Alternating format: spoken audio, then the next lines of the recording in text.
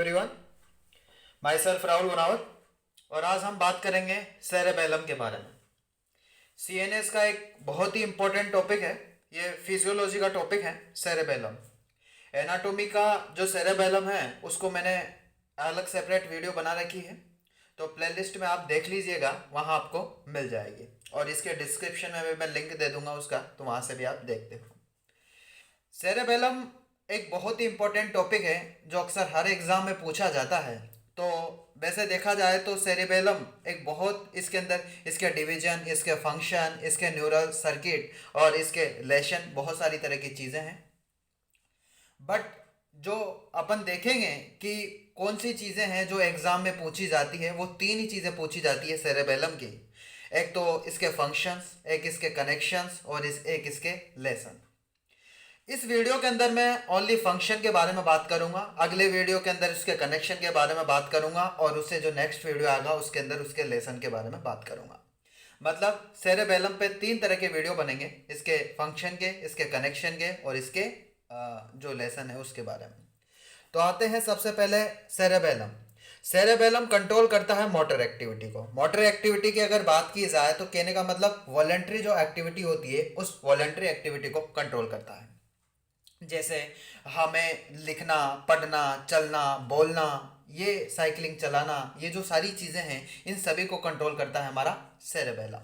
Correct. उसके बाद में अपन बात करते हैं फंक्शन के बारे में। फंक्शन तो 6 तरह के फंक्शन है इसके। एक फर्स्ट फंक्शन है control timing of a motor activity.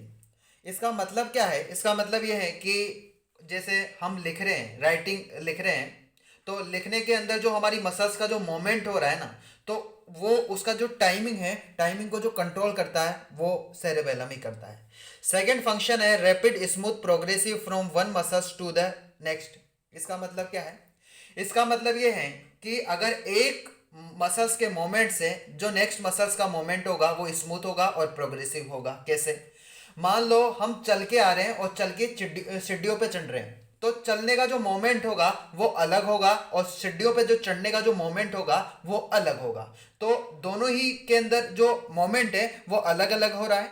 चल तो दोनों ही कंडीशन में रहे, पर सीढ़ियां चढ़ रहे हैं जब भी चल रहे हैं, और स्मूथ सरफेस पे चल रहे हैं, मतलब वैसे नॉर्मली सरफेस पे चल रहे हैं जब भी चल रहे हैं, तो चल तो दोनों सरफेस पे रहे, बट मोमेंट दोनों ही के अंदर अलग अलग होगा। तो रैपिड स्मूथ प्रोग्रेसिव मोमेंट होगा। उसके बाद में कंट्रोल इंटेंसिटी ऑफ मसल्स। इसका मतलब क्या है? इसका मतलब ये है कि मान लो कोई जो आदमी है, अब उसने क्या है, उसके सिर पे बहुत सारा तरह का मतलब सामान रखा हुआ है। अब सामान रखा हुआ है तो उसके ऊपर अपन ने और ज्यादा सामान और रख दिया, तो पहले जो सामान था, तो अब की बार उसको ज्यादा फोर्स लगाना पड़ेगा उसको उठाने के अंदर। भाई पहले वो चल रहा था, सामान उठा के ले जा रहा था, उसके अंदर उसके ऊपर से और मैंने सामान डाला सिर के ऊपर, तो अब ज्यादा फोर्स लगाना पड़ेगा उसको उठाने में। तो जो उसकी जो मसल्स की जो इंटेंसिटी है वो भी ज्यादा होगी, होल्डिंग करने की जो इंटेंसिटी है वो भी बढ़ेगी। तो कंट्रोल इंटेंसिटी ऑफ मसल्स को भी सेरेबेलम ही कंट्रोल करता है, इंटेंसिटी को। Compare desire moment of the which actual moment और sequencing of the corrective adjustment. इसका मतलब क्या है? कि इसका मतलब ये है कि हमने ऐसा सोचा कि हमें कोई काम है वो इस तरह से करना है या इस तरीके से करना है, तो मतलब ये हमारे जो ब्रेन के जो कोर्टेक्स है हमारा, उस कोर्टेक्स ने ऐसा डिटरमाइन करा। करेक्ट।